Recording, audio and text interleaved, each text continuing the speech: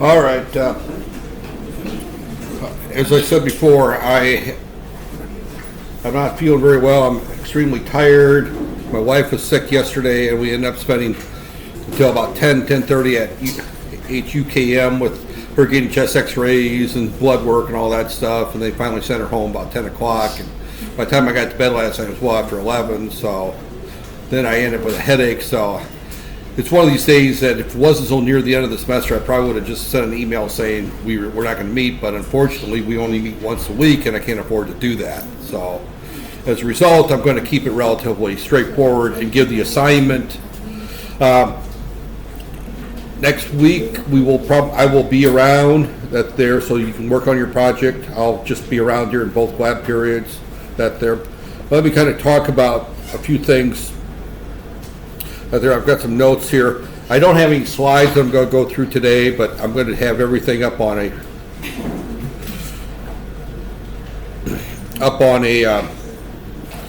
OneNote that there, be recorded, and I'll print this one page and put it up there.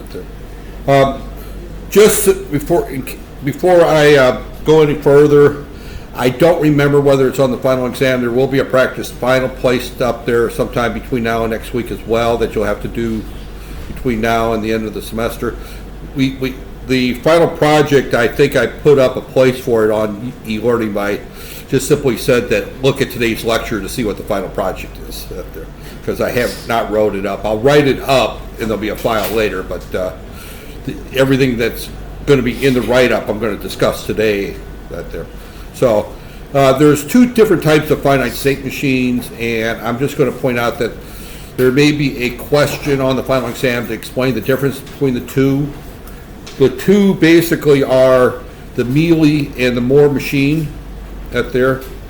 The only difference between the two of them is that the Mealy will look at the current inputs and the state, present state, determine what the output is, where the Moore machine will only look at the present state.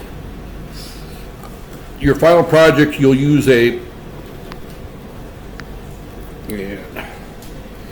my pen actually came apart last week.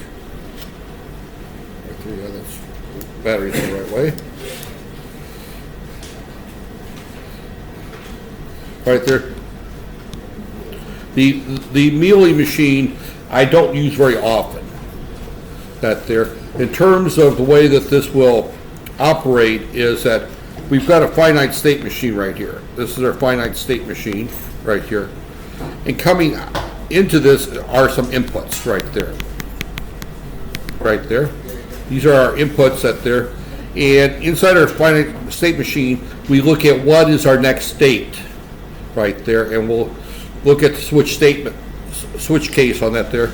And then we have another block here, which I'm going to call your output logic right here. And and here's all of our various outputs right here, right there. So, and when I say inputs, there can be multiple inputs right there. The Mealy machine, if we can get this straight here, will also look at the inputs here going into the output table right there. So our outputs can be a function of not only our current state, but also our current inputs. The Moore machine, and this is the Mealy, the Moore machine has our inputs going into our finite state machine right there, which is state, next state right there. And then that goes to our output logic right there. And here's our outputs. We don't look at our current inputs other than to determine what our next state is right there. This is what we'll use for our final project right there. Most finite state machines there, and quite often you'll see this block right here where they show coming from your finite state machine as a current set of inputs going into our next state there. So if we look at it in terms of our our stoplight example right there. We have our left, north-south left turn sensor, and our east-west left turn sensor. That's our only input right there. And then we have our current state we bring back here, and then we look at whatever our state is, and that determines what our lights are. The lights are right there. We don't look at this sensor when we determine what our outputs are going to be. We only look at the sensor to determine whether or not we want to go into the left turn, and I should say right turn mode. I'm not in the U.S. anymore, right there. So, that there, because if you remember, if there was a car in the right turn lane, you would go into the right turn mode, right? If there wasn't a car in the right turn lane, you did not go into the right turn mode right there. So we would, we don't look at this sensor when we determine our outputs right there. We only look at our current state. So, and that's what we'll be using for your final project right there. So the Mealy Moore, these are some differences. I suggest that you look at this table right there. The website for this table is actually listed at the bottom, and I'll print this page to a PDF there. But again, the output only depends on the present state, and that's what the only type of state machines I've talked about there. It generally will have more states there. In our case, it probably wouldn't, but it would generally have more. Input can change. Input change can cause change in output as soon as the logic is done. This is not true. We only change our output on a rising clock edge. Finite state machines are synchronous. They only change that there. So this is an example of how you would encode this. And I'm putting this up there to just kind of show the syntax in which you're going to follow right there.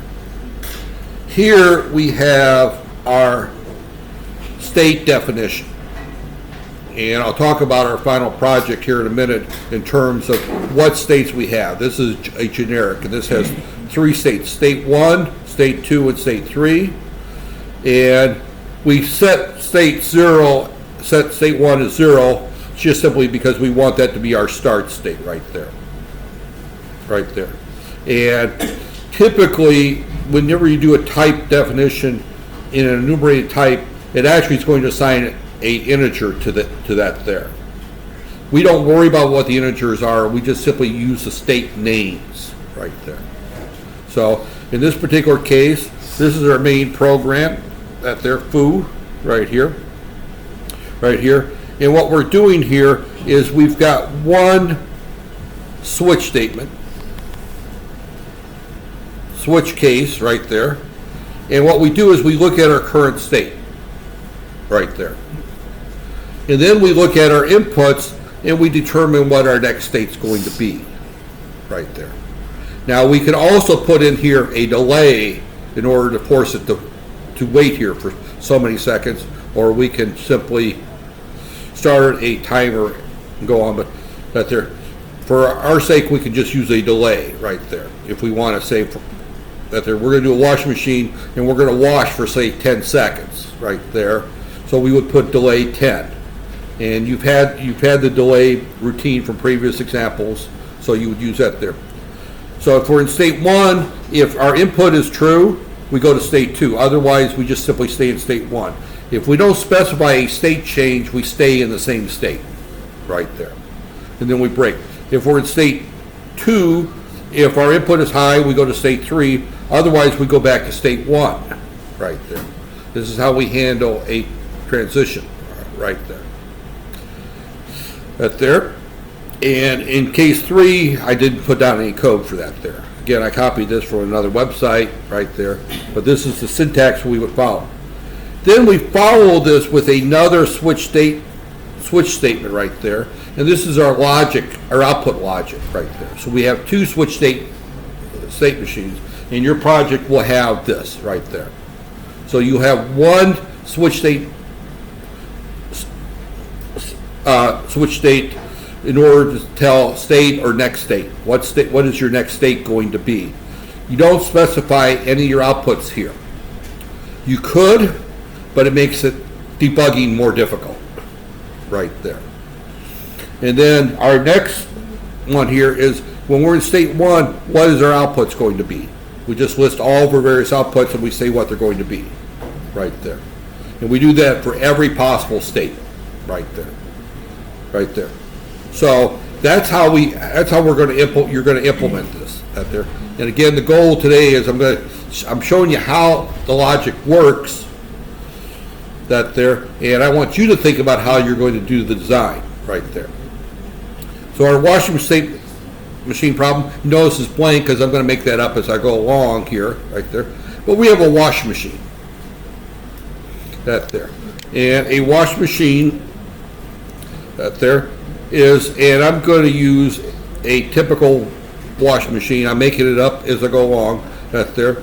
But a washing machine does one thing, and it washes clothes, right? So sometimes the guys have more trouble thinking about this than the ladies do because you don't operate very many washing machines. Unfortunately, the young ladies growing up, your mother made you run the washing machine from time to time, right? That there. So you understand how a washing machine works.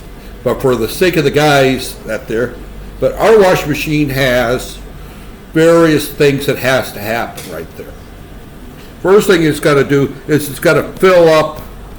Well, first thing it's got to do, it's sitting idle right there. Idle means the washing machine's turned on and it's doing absolutely nothing, right?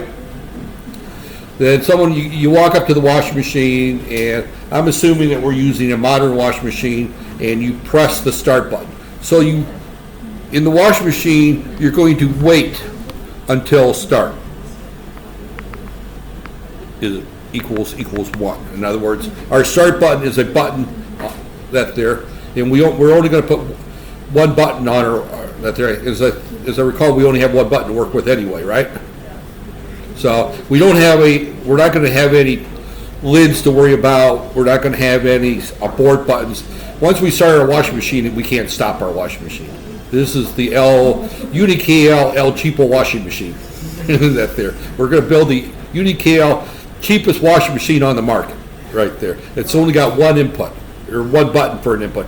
Now you're going to have to add other inputs, which means you're going to have to get a breadboard and put some wires in there and jump them from ground to VCC that there. Actually, you put them on ground, as soon as you pull them up, they'll pull up the VCC anyway. So that there. So all you do is pull the wire out of the board, out of ground, and that's the same thing as pushing the button right there. So we push the start button. The first thing that happens is we fill this thing with water. Fill with water. Now, in order to fill with water, we have to set the fill valve, which is an output. We'll talk about the inputs and outputs. We're going to set that to a 1 right there.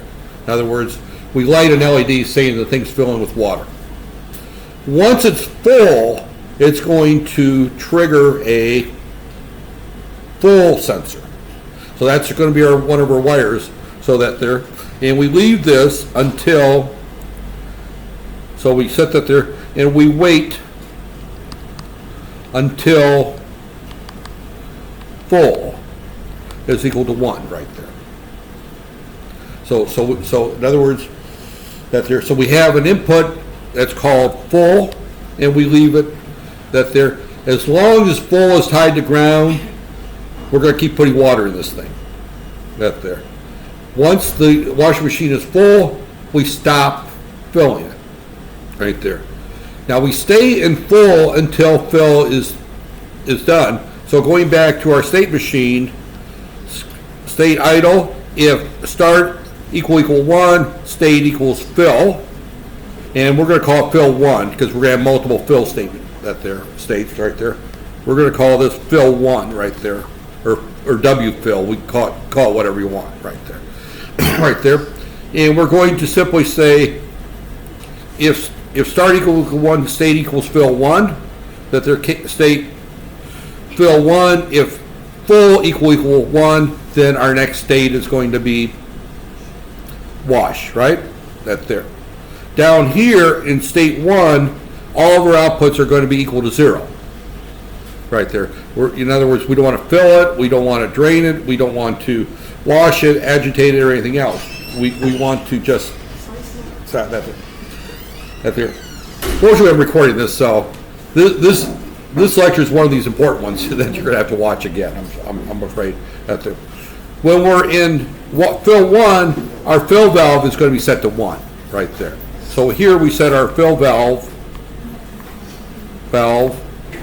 equal to 1.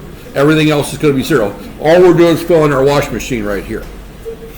Here, case fill 1, that there, if full is equal to 1, then our next state is going to be wash. I think I already mentioned that there. So, that there. Once we're full, we go into wash. And here, we just wait. We call our delay right there. And right there. So you can just simply put your delay right here under wash right there. You put your delay, or up here you put your delay under wash right there. You probably won't have any else's that there, because this is a straight through path. There's no inputs that we're looking at other than to stay in the same state right there. So we probably won't have any else's up there.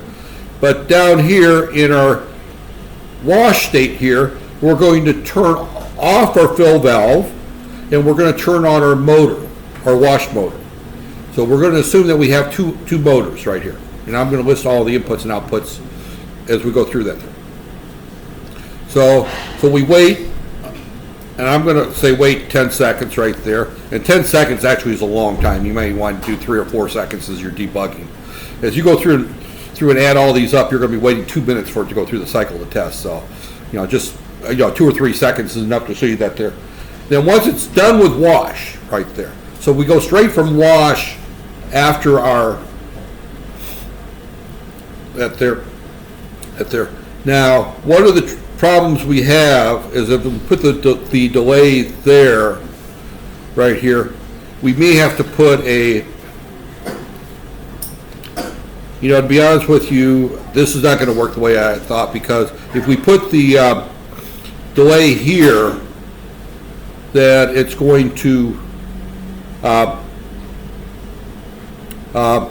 not start the motor. You need to put the delay down here. So our delays, all delays need to be down here. Right there. They need to be in the output table there. Because we set our outputs, we call our delay, and then we go back. That works in VHDL, but doesn't work in C. Because when you deal with different processes or different languages, things operate different. So mine was taking VHDL when I started this at there, and that's part of having a headache at there, is that you can't put the delays up here in the top. The delays have to be at there. So what you're going to do here is that when you you need to probably set up a temporary state for wash delay, and then come down here to wash delay, set that up there, and then set up on the next pass, go through and change it to drain. That there. I'll let you play with that there, because it's a little tricky when you deal with the delays. You have to put up a dummy state.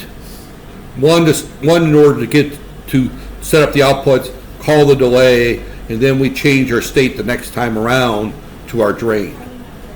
So in terms of right there, this is the one we got there. That there. So what you need to do in terms of logic there is we go to wash right here, and then we go to wash delay right there. So we have to set up that there. In wash, all we do is set our next state to wash delay right there. In wash delay, we set our next state to drain. Then I'm going to put W, wash drain right there. In our output table here, case right here, this is our output table, and we're going to say, or select right there, and down here we're going to say wash right there, and under wash right there, we're going to go ahead and set our outputs Oh. This is one of my FYP students who keeps annoying me. Keep in mind, if you're an FYP student and you wait 15 weeks to see me, or 12 weeks to see me, and then you want to come see me at the last minute, I don't necessarily make time for you. That there. And I don't know where the phone is. Oh, it's in my pocket. That there. And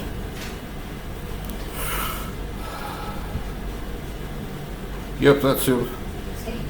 That there.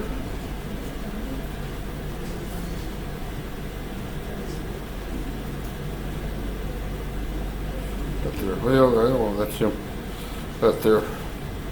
2 missed calls. Yep. He'll call again, and I'll pick it up and say, you might see.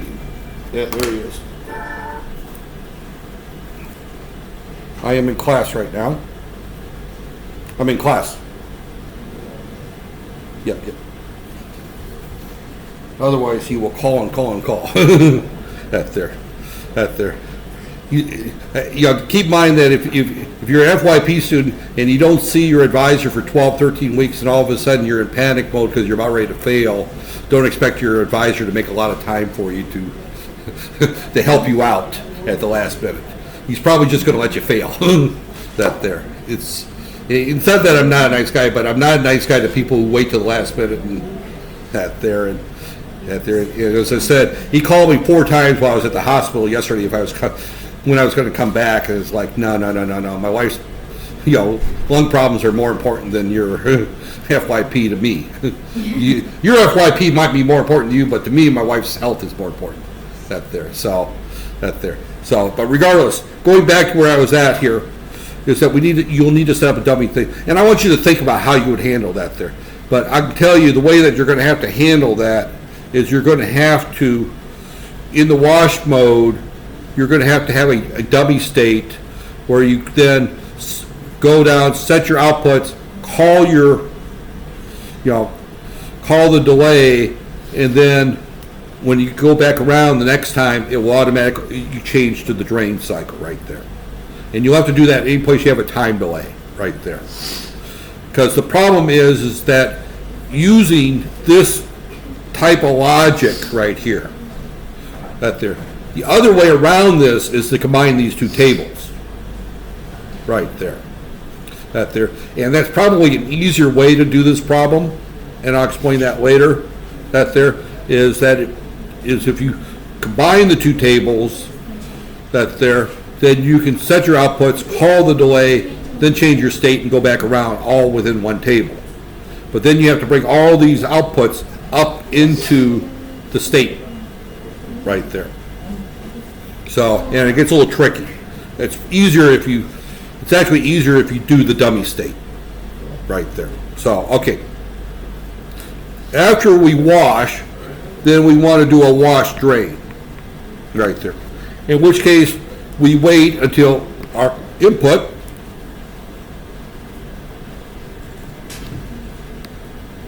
empty is equal to 1. Empty is another input that we have to have. And that tells us that our washing machine is empty. Now we essentially repeat this twice more. Only the next 2 times are for the rinse cycles. So we repeat for 2 rinses. Right there. We repeat this for 2 rinses. Right there. So we have a rinse 1 and rinse twice.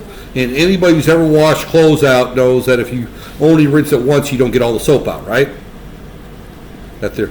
However, before that, we need to inject a spin dry cycle right there. So a spin dry cycle means the spin motor just goes on. And I almost forgot that. So I'm going to mark through this repeat, erase that, and just kind of go through here. And I'm just going to call spin for 5 seconds. Again, 5 seconds right there. So we just spin the spin motor right there. So that's another output we have to deal with up there. Then we fill again, fill 2, right there. That's going to look just like the previous fill cycle. We rinse, and again, rinse looks just like the wash cycle. We just turn the wash motor on, agitated, there for so many seconds, right there. I'm going to say for 10 seconds again. And then we spin again, right there.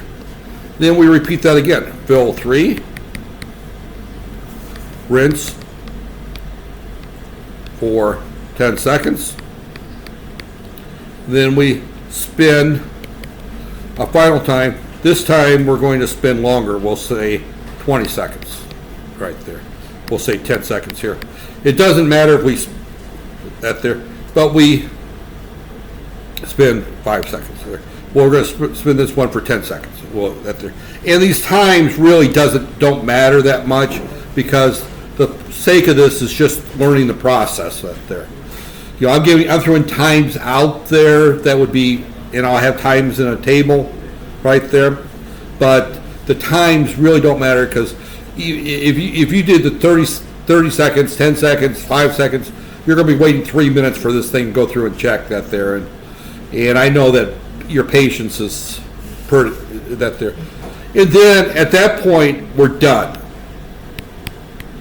right there, and we light our done light. Done LED equal 1. We set our done light on.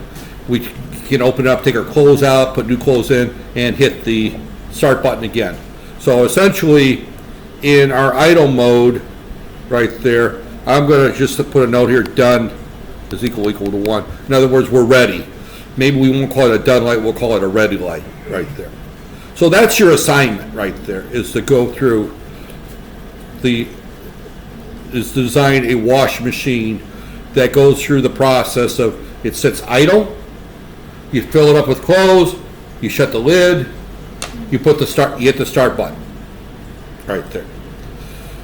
It fills up with water, that there, and then of course you simulate filling up with water by turning on the fill valve, that there. Once it's full, which you simulate by having an input called full, right there. Once it's full, you agitate the motor for so many seconds, right there. Again, I'll let you decide how many seconds you want to agitate the motor. Once it's done agitating, you drain the washing machine. You let the water all drain out. You would have a drain pump. Most washing machines have a pump for draining the water. Some have just a little valve that opens and it takes forever to drain, right there. There's another sensor that tells it when it's empty, right there. Once it's empty, we close the drain valve and we start filling it up with water, or we spin it. We go through our spin cycle right there. Actually, you probably should leave the drain pump going while the spin cycle is going, because it's going to still have that there. So I'm going to go through it and do a little table here, that there, to kind of show. So our states, let's list our states right there.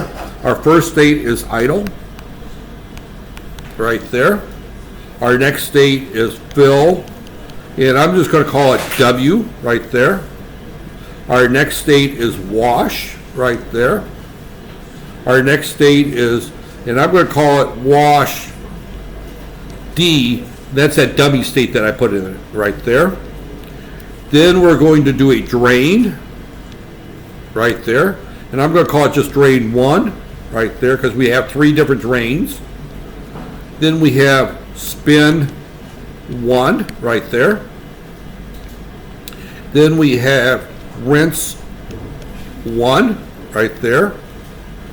We have, actually before rinse 1, we have fill 2. We fill it the second time, because here we filled wash. I'm going to call it, we'll call this fill R1. How's that for rinse 1? Then we have rinse 1, rinse 1 dummy, right there, in order to deal with our timer. Then we have our drain, rinse 1. We have our spin, R1. We have our fill, R2, right there. We have our rinse, 2, rinse, 2, dummy right there. Then we have our drain, rinse 2, and we now have our spin, and I am spin, final. This is our final spin right there. Right there, our final spin, right there. Right there, and then we go back to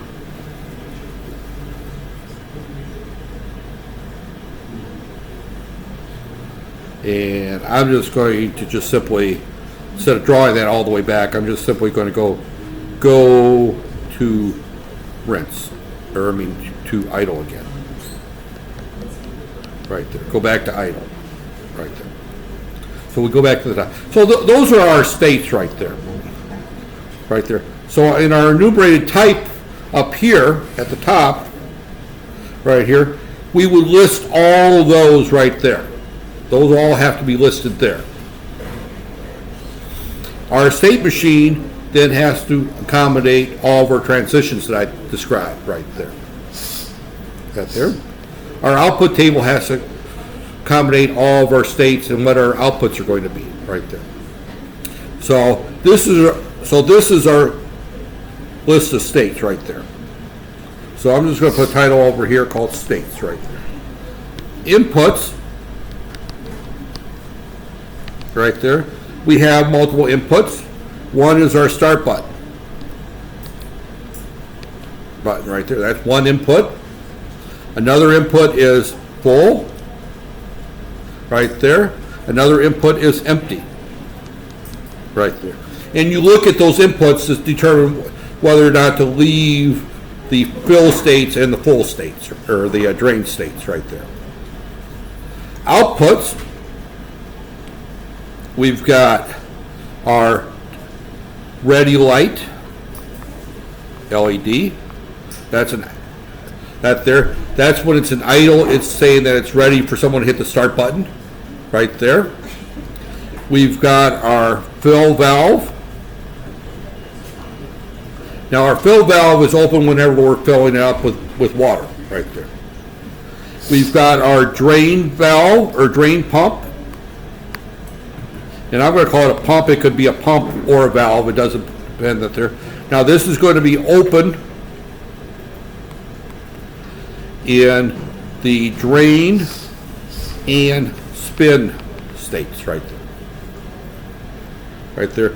This is open in any fill states, right? This is on only in idle, right there. Then we've got our agitate motor, and I'm just going to call it motor. We're going to have two motors. We're going to have the wash motor, wash rinse motor, right there. So that's going to be high in the wash and the two drain state, or two rinse states. That's the motor that goes back and forth right there, oscillates back and forth. And then we've got the spin motor right there. And that's high only during the spin cycle right there. So that's the full project as it's defined to you right there. So you've got 2 weeks essentially to do this. That there. Everything you need to do the project is here, right there. The only thing left is you sitting down with a piece of paper and thinking about how you want to do it, and writing the code, and kind of going through and testing to see whether or not it's going to work. And then you actually write the code on the 8051, you download it to the board, you connect these inputs right here. These are our outputs. We've got 1, 2, 3, 4, 5 outputs. So those are going to go to 5 LEDs right there. So you'll have to wire the LEDs to the board right there. And we've talked about before how you wire LEDs to the board. We've got 3 inputs, 1 switch on the board, so you can use the push button for the start button right there. And then the other 2 you have to just put wires on outputs right there. Right there. So, but that there. And then everything else is your state transition and your output case statements right there. But this is the final project right there. And this is due the last day of classes, just before the review week right there, that Friday. I think I put Thursday down, but I'll probably move it to Friday that there to give people an extra day right there. But, you know, because you've got a final exam to study for, and I'm going to put that review up for you too. So you got two things to do between now and the end of the semester. One is the midterm exam, which is basically a preview for the final right there. I'm going to put that up probably first part of next week, at least before next Thursday, but it'll be probably my Monday or Tuesday of next week that there. I'll have that up. And that's going to be practice test for the final exam that there. I will go through, I'll go over the solution for that the same day that this is due to be turned in right there. So again, that's the review for the final is what I'm posting up that there. So everyone asks what's the final exam questions are going to be. Look at the practice final that I put up that there. And that will be graded as a midterm exam. Now it's not taken as a test in class. You can do it on your own. There's no time limit. You just submit it as a homework assignment. But those are the same questions that'll be on the final for the most part. Now they won't be the exact same questions, but they're close to it right there. So, but that's what I have for you today right there. This is the final project right there. Right there. It's worth, I think, 10 or 20% of your final grade. So that there, this is to be submitted individually, but can be done as groups. But the individual reports right there. In other words, each person's required to write their own report, but you can work it as a group of 2 to 3 in terms of doing that there.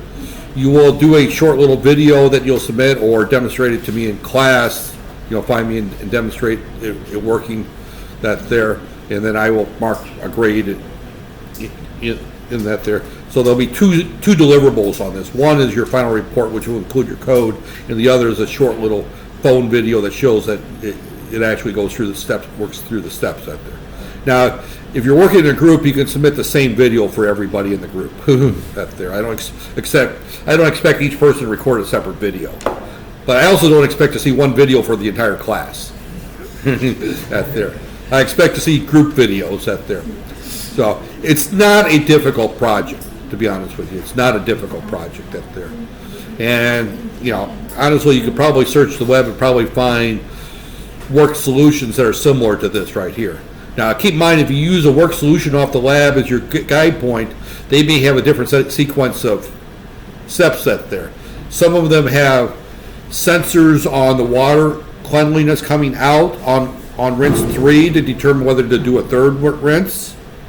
That there. Some of them may have level sensors where you have an input to determine whether or not it's going to be a full load or a half load.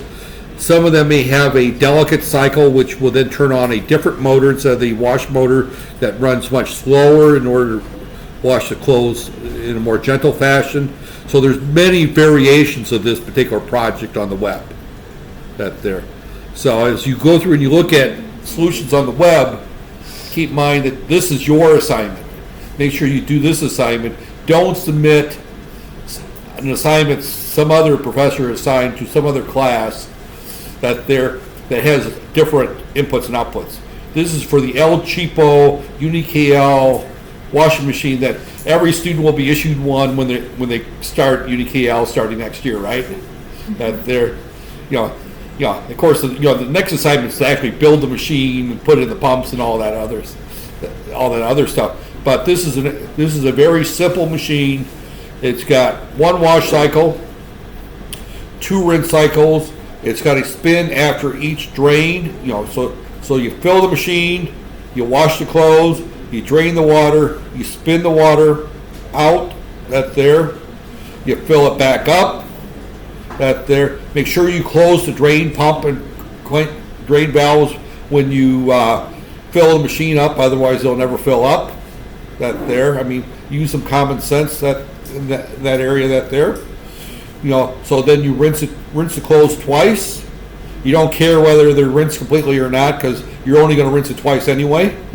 Right there. So you don't worry about checking how dirty the water is, right there, that there.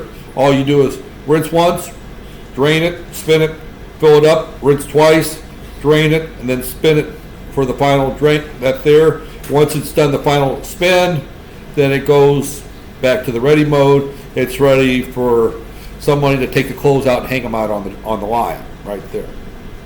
So now, you can do a much more advanced one where, my wife, we bought a very expensive washing machine that actually has a dry cycle after the end of it, which actually goes into a dry mode that's there.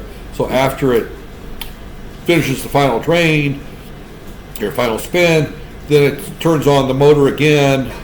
It's one of those tumble ones, and then it starts pulling the water out through an inversion, method that there, dehumidifier that there, and then it senses when the clothes are dry, and then it shuts off, right there.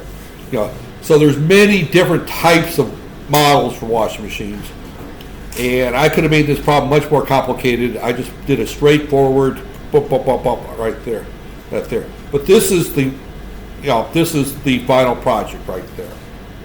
It's a little bit more. I wouldn't say it's more. Yeah, I'd say it's probably more. It's more difficult than the stoplight because there's a lot more states, and you have more inputs to worry about and more outputs to worry about right there. But it's not that much different in terms of the logic that you apply right there. So I should also point out that it won't be on the practice final, but I will probably ask parts of this problem on the final exam. Matter of fact, question 5 of the final exam is almost always a subset of the final project right there. Show how you would do this. Show how you would do this from the final project. So this project will also show up on the final exam as 20 points of your final exam right there. So it's not a matter of just doing the project and being done with it. You have to understand how it works because it will show up on the final exam as the 5th question. Problems 1 through 4 will show up on the practice exam, or variations of those right there. Problem 5 will come straight out of this project right there. And I don't even remember what I put on the final exam for question 5. Hopefully it's this project. If not, it's a project similar to this right there. Right there. Because the last 2 semesters I've been assigning projects very similar to this right there. So the final exam, it may be a version of the stoplight right there on the final exam. But it's going to be a finite state machine problem like this right there. Any questions? Right there. As I said, I didn't get much sleep last night. I got to bed about 11:30, 12 o'clock. Woke up at 3 with a migraine headache splitting. I took some medication, didn't get back to sleep again about 5. Got up at 6:30 to pray. Went back to sleep again until about 9 o'clock, and then I'm going to go back home and go back to sleep again. That there. So that there.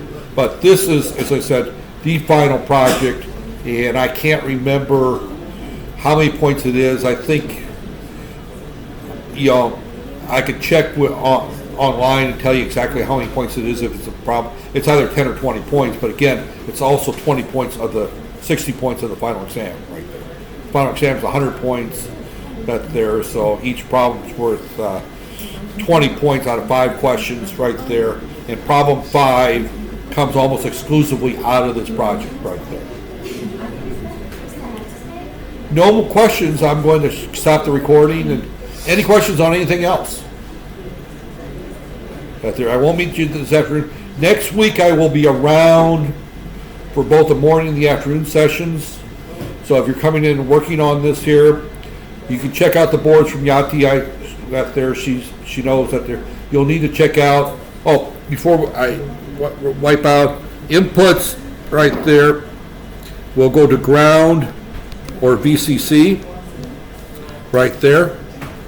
I may have to talk a little bit about setting up those to turn on the that there, but you can use the configuration wizard to help you determine what our inputs or outputs right there. That there. But typically, if you want something to be an input, you just write a 1 to it, right there. Outputs that there. Your outputs are going to come from your that there, and make sure you go through a 330 ohm resistor. Check ohm resistor in the LED right there to ground like that, right there. Make sure you include the resistor coming on the output right there, and that goes to ground. And also take your 3.3 volts, actually, it would be 220 ohms right there. You'll use 220 ohms, not 330. 330 you use if you're using 5 volts. We're using 3.3 volts. So you can take your 3.3 volts from the board right there. You have the data sheet for the board to tell where the 3.3 volts is coming out from that there, the interface of that there. You have the pinouts from the data sheet that there. If you don't have the data sheet, it should be on Facebook. If it's not on Facebook, let me know, and I'll put it back up on Facebook right there, that there. But you know, the data sheet, or you can just do a search for the data sheet that there. I know I showed it earlier. Tool stick. Yeah, this is it. This is the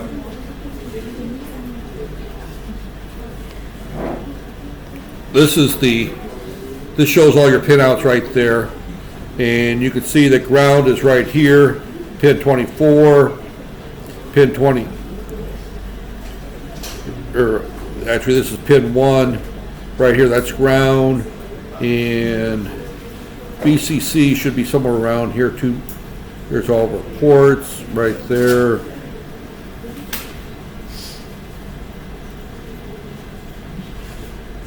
And actually, I think you have to pull ground from. No, you got 2 push buttons on this one and 2 LEDs. So you can use both push buttons right there. So you got 2 push buttons. So you can use one push button for your full, one for your empty, and then the wire for the right there. You got 2. Oh, here's your VDD right there. Here's where this is where you're going to pull your 3.3 volts from, is right there. So you can pull your 3 volts and your ground from right here, right there. I thought there was a VDD over here someplace. I don't see. There's ground. Actually, you don't need VDD. Actually, you just need ground anyway. So actually, you can pull everything from right here, from these, right there. So, and all the boards should have those little connectors that there. She's got all the connectors right there. I thought there was a VDD here, but there is not. So if you need VDD, you have to pull it from there, but I don't think you need VDD, because the way that I showed to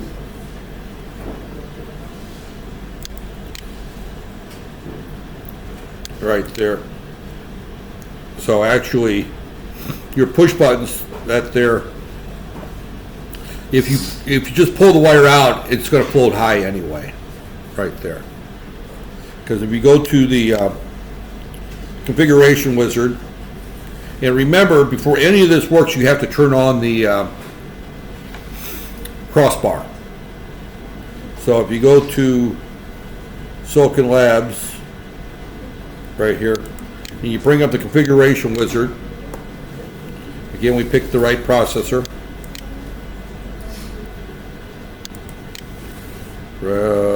Right here, this one here.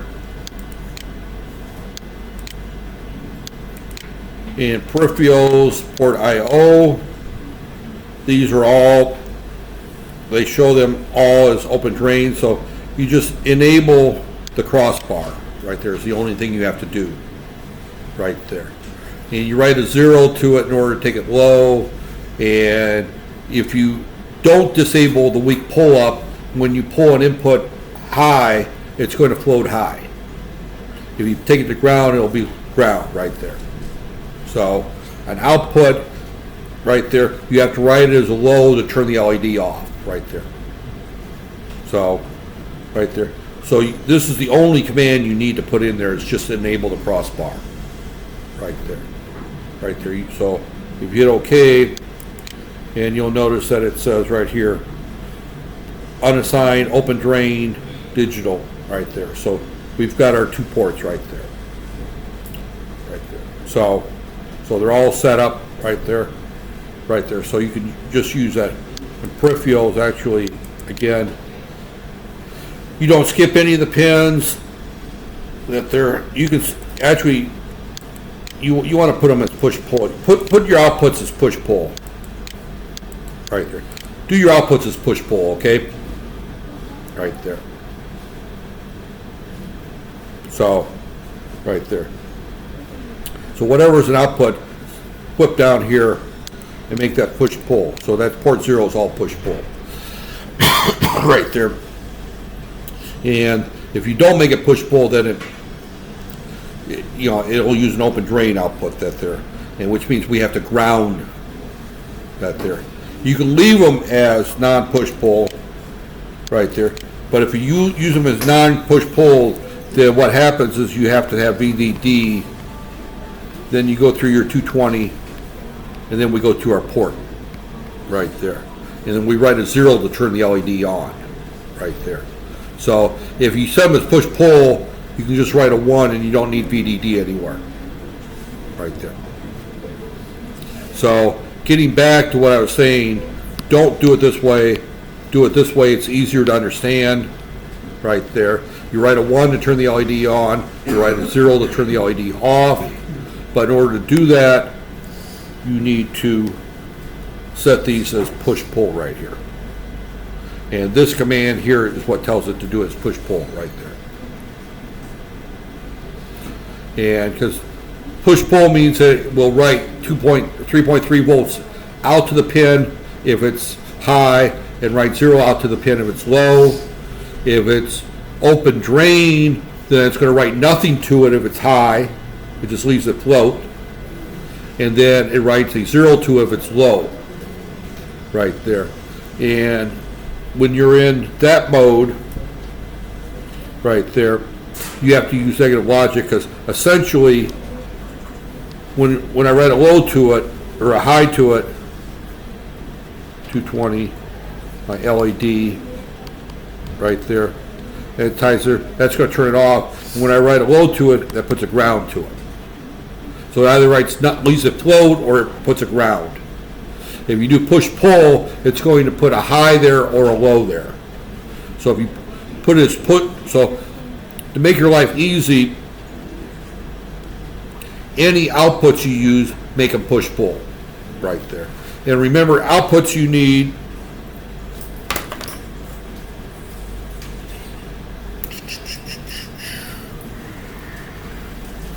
right here.